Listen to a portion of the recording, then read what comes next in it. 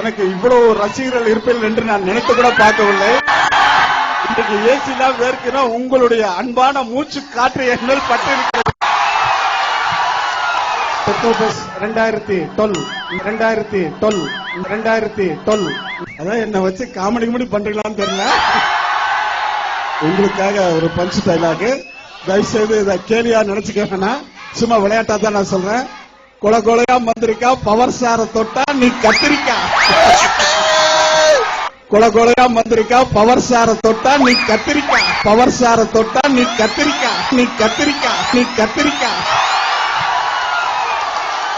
ஆக முதலில் டாக்டராக இருந்துதான் ஆக்டராக வந்தேன்.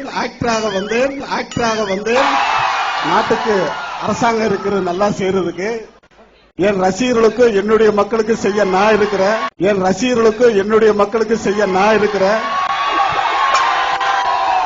நட்பு பெருசா காதல் பெருசா என்றால் நட்புதான் பெரியது.